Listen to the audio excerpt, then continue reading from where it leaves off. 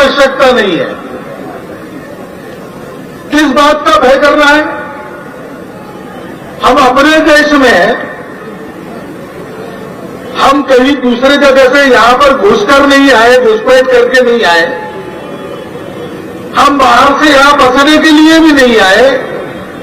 हम यहीं पर जन्मे, इसी मिट्टी में पले, इसी देश के उत्थान में लगे पूर्वजों के वंशज है। यह हमारा देश है, यह हमारा हिंदू राष्ट्र है।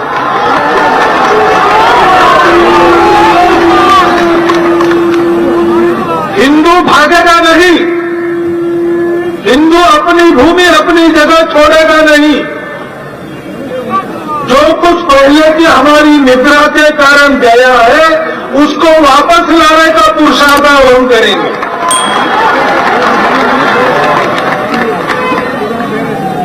संपूर्ण दुनिया की भलाई के लिए हिंदू जाग रहा है। उसके जागने से किसी को डरना नहीं चाहिए। डरेंगे वही जो स्वार्थी होंगे या दुष्ट होंगे। और इसलिए हिंदू समाज के जागरण के विरुद्ध में उठने वाली आवाजें केवल उन्हीं लोगों की होती है जिनके स्वार्थ को खतरा होता है या जिनकी दुष्टता पर प्रतिबंध आता है। हिसाब कर ले दुनिया। कभी हिंदू समाज ने किसी और को दबाने की बात की नहीं है, आज भी नहीं करता है। मैं किसी से दुश्मनी नहीं करता क्योंकि कोई मेरा दुश्मन नहीं, लेकिन मैं जानता हूं कि दुनिया दुष्ट है, उसमें दुश्मनी करने वाले लोग हैं। तो ऐसे दुश्मनों से अपने आप को और अपनी प्रजा को मैं बचा सकता हूं। इतना लड़ना मैं जानता हूं। हिंदू भी इतना लड़ना जानता है और हिंदू इतना ही लड़ता है, इससे ज्यादा नहीं लड़ता है। हिंदू के प्रति किसी प्रकार की शंका करने का कोई कारण नहीं। हम हिंदू हैं, हम हिंदू रहेंगे और हिंदुत्व के जो काल सुसंगत शाश्वत तत्व है, जो सारी दुनिया पर लागू होते हैं, जिनके आधार पर चलने से दुनिया का कल्याण होगा, उन तत्वों को अपने आचरण से हम सारी दुनिया को देने वाला हिंदुस्तान खड़ा करना चाह रहे हैं और उसको हम खड़ा करके रहेंगे। भारत में सभी लोग भारतीय है, कोई विदेशी नहीं है। ये जो स्टेटमेंट भागवत ने किया है, वो हम लोगों की वजह से उसको ऐसा बोलना पड़ रहा है। हम भामसेव की वजह से, भारत मुक्ति मोर्चा की वजह से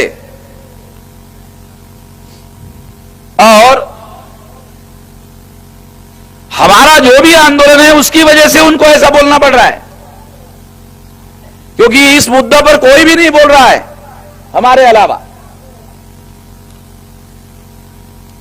जब हमारे अलावा कोई भी नहीं बोल रहा है और हम ही बोल रहे हैं, और जो हमारे लोग हैं, हमारे कार्यकर्ता है, कुछ पके हुए कार्यकर्ता है, कुछ अधकचरे कार्यकर्ता है, जो बात नहीं बोलना चाहिए वो भी उत्साह में बोलते रहते हैं, अति उत्साह में बोलते रहते हैं। काम कम करते हैं, जिंदाबाद मुर्दाबाद ज्यादा करते हैं। जहां नहीं वहां स्लोगन देते रहते हैं। मैं परिवर्तन यात्रा में जा रहा था तो उन्होंने नारा लगाया, लोगों ने नारा ऐसे था कि मुस्लिम हमारा भाई है, ब्राह्मण साला कसाई है। तो मैंने सुना तो ये अति उत्साह जो है अनावश्यक, कोई बात जरूरी नहीं है, फालतू बात है, बराबर नहीं। कानून की दृष्टि से भी, ये कानूनी दृष्टि से भी वो आदमी पकड़ा जाएगा, वो आदमी एफआईआर में उसकी सजा हो जाएगी उसको। और हमने, संगठन ने अप्रूव भी नहीं किया, संगठन ने इस बात को माना भी नहीं। तो मैंने उन लोगों को बुलाया कि ये ऐसा स्लोगन नहीं देना है। मैंने उनको कहा इसको ऐसा सुधार करो कि मुस्लिम हमारा भाई है, ब्राह्मण कलम कसाई है। साला कसाई है, ये तो साला तो गाली भी है। तो उसको ऐसा करो, ब्राह्मण कलम कसाई है, तो कलम कसाई तो ज्योतिराव फुले ने कहा। ज्योतिराव फुले का जो किताब महाराष्ट्र सरकार ने पब्लिश किया, उस किताब में भी कलम कसाई लिखा हुआ है, तो सरकार की मान्यता है, कलम कसाई को सरकार की मान्यता है, तो यह कानूनन अपराध नहीं हो सकता। तो हमारे लोग जो है वो बहुत सारी बातों के बारे में, प्रोस एंड कॉन्स के बारे में सोचते नहीं है, उसके परिणामों के बारे में नहीं सोचते। और संगठन की हमारी कोई ये नीति नहीं है, हम केवल ये कह रहे हैं कि ब्राह्मण मूल निवासी नहीं है, डीएनए के अनुसार विदेशी है। हमारी केवल इतनी भूमिका है, हमने कभी भी संगठन के पॉलिसी के तहत कभी भी ये नहीं कहा कि अंग्रेजों की तरह उनको वापस भेज देंगे। ये हमारे संगठन की अथॉरिटेटिव भूमिका है नहीं, ये हमारी पॉलिसी नहीं है। मगर बहुत सारे अति उत्साही लोग बोलते रहते हैं, जो हम नहीं कहते, जो संगठन की भूमिका नहीं है। संगठन चलाने वाले लोग बददिमाग लोग नहीं हैं। संगठन बनाने वाले, चलाने वाले, संचालन करने वाले और पॉलिसी निर्धारित करने वाले लोग हैं, बददिमाग नहीं है। सोचने समझने वाले, विचार करने वाले और दूर तक देखने वाले लोग हैं। इस वजह से हमारे आंदोलन का नुकसान होता है, हमारे ऑब्जेक्टिव का नुकसान होता है। इसके बारे में हमारे लोग सतर्क नहीं है, तो इसके बारे में ध्यान रखना चाहिए। दूसरी बात, हम जब ब्राह्मण को विदेशी कहते हैं तो इसका यह मतलब नहीं है कि ब्राह्मण को धरो, ब्राह्मण को पकड़ो, ब्राह्मण को बांधो, ब्राह्मण को पीटो। यह हमारी कभी भूमिका नहीं है। जो संविधान के दायरे में हमारे पास अधिकार है, जो कानून के दायरे में हमारे पास अधिकार है, उससे ज्यादा हम बात नहीं करते। उससे ज्यादा बात करने का, उसके आधार पर बात करने का ही हम काम करते हैं। तो यह बात जो है सभी कार्यकर्ताओं को समझना होगा। वो संविधान को बचाने की भी बात करते हैं और संविधान के विरोध में घोषणाबाजी करते रहते हैं। अजीब किस्म के लोग हैं हमारे। क्योंकि आपको अगर समानता का अधिकार है तो सभी नागरिक भारत में समान माने गए। बाबा साहब आंबेडकर ने लिख के रखा, तो लिख कर रखा, तो इस बात को हमको भी मानना चाहिए। इसके बावजूद भी आर्टिकल 19 में आपको अधिकार है, आपको अपनी बात कहने का अधिकार है, बोलने का अधिकार है। तो जितना अधिकार है उसका उपयोग करना चाहिए। जिसका अधिकार जितना नहीं है वो उतना सारा अधिकार करना चाहिए। ये बात हम मानने के लिए तैयार नहीं है और कार्यकर्ताओं को यह ध्यान रखना चाहिए कि एक मर्यादा में विचारधारा, संविधान के दायरे में आपको अपनी विचारधारा मानने का अधिकार है, डेवलप करने का अधिकार है। उसके आधार पर आपको यह काम करना चाहिए। दूसरी बात कि मोहन भागवत कहता है भारत में सभी लोग भारतीय हैं, कोई विदेशी नहीं है।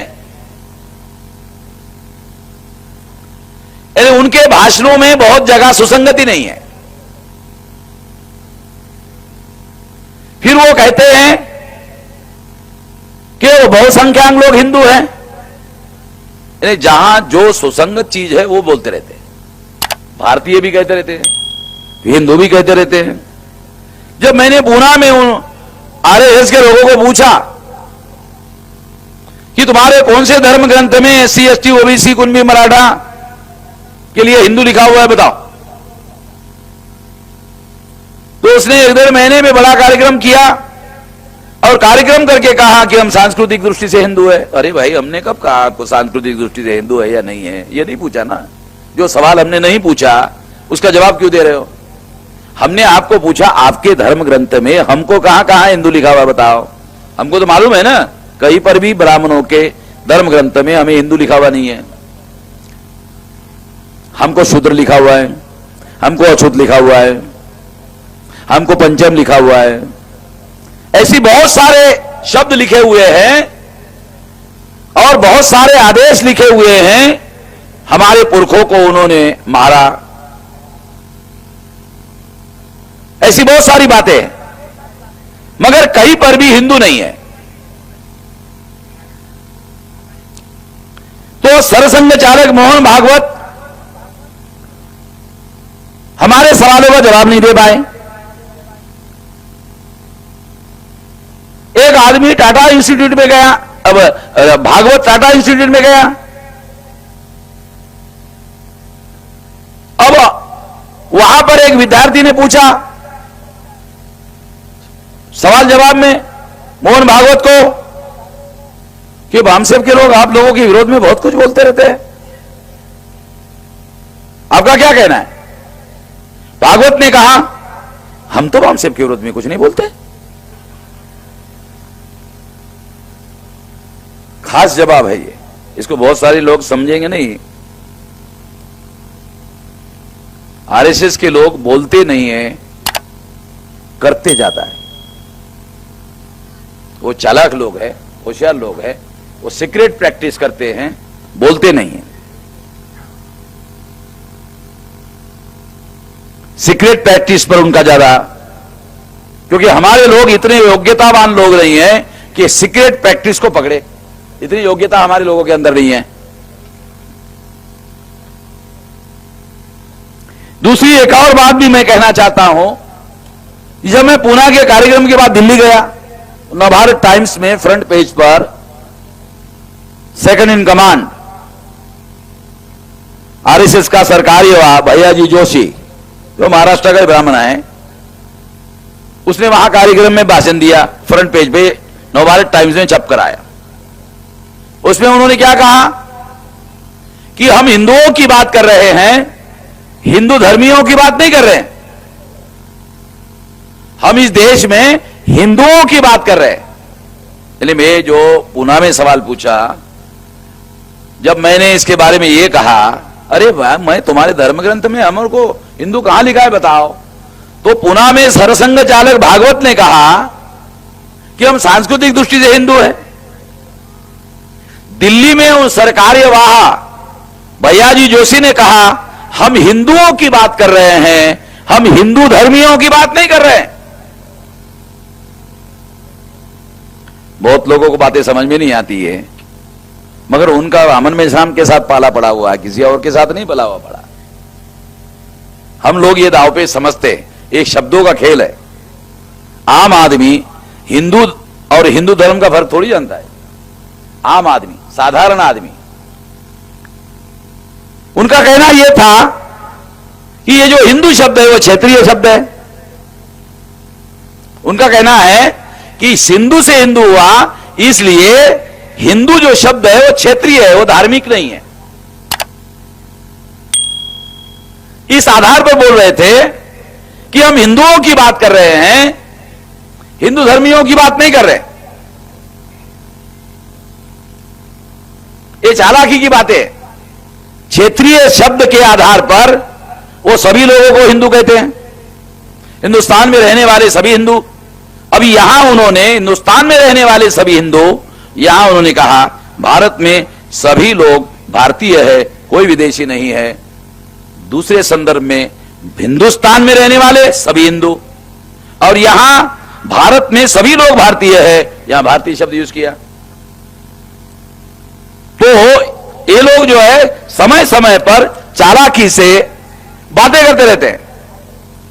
ये बातें संदर्भ में समझना बहुत जरूरी है। संदर्भ में बात समझ में आती है।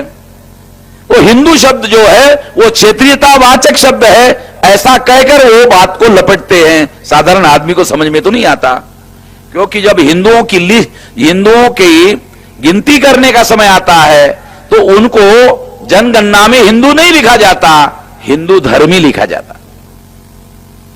इधर बोलने के लिए हिंदू कहते हैं और जनगणना में लिखने के लिए हिंदू धर्मी कहते हैं।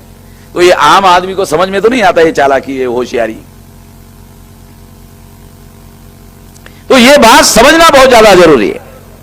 दूसरी एक बात यह है, अगर वो हम सब लोगों को क्षेत्रीय शब्द के आधार पर हिंदू कहते हैं, तो हम कहना चाहते हैं क्षेत्रीय शब्द के आधार पर हम हिंदू नहीं हैं, क्षेत्रीय शब्द के आधार पर हम मूल निवासी है। अगर क्षेत्रीय ही सिद्धांत का अवलंबन किया जाए तो क्षेत्रीयता के आधार पर हम हिंदू नहीं है, क्षेत्रीयता के आधार पर हम मूल्यवासी है। मूल्यवासी शब्द से ब्राह्मणों के लिए दिक्कत खड़ी होती है। हिंदू शब्द से अल्पसंख्याक ब्राह्मण को बहुसंख्याक बनने का मौका मिलता है, और एससी एसटी ओबीसी को पहले हिंदू बनाया जाता है, फिर हिंदू धर्मी बनाया जाता है, और फिर जनगणना में हिंदू धर्मी के नाम पर लिखा जाता है, और फिर अल्पसंख्यक ब्राह्मणों को बहुसंख्य बनाकर केंद्रीय सत्ता में कब्जा किया जाता है। और जब ये सारे बहुसंख्य लोग हिंदू बन जाते हैं तो आप सोचते हैं कि इसका फायदा केवल बीजेपी को मिलता है। गलत बात है। जब इन सब लोगों को हिंदू बनाया जाता है तो इसका फायदा बीजेपी को मिलता है, इसका फायदा कांग्रेस को मिलता है, इसका फायदा कम्युनिस्ट को मिलता है, इसका फायदा मार्क्सवादी कम्युनिस्ट को मिलता है, इसका फायदा ममता बनर्जी को मिलता है, इसका फायदा सभी जो ब्राह्मणवादी लोग हैं, जो ब्राह्मण लोग हैं, और उनके क्षेत्रीय हो या राष्ट्रीय दल हो, सभी को फायदा होता है। इसलिए कोई भी इस बात का विरोध नहीं करता है।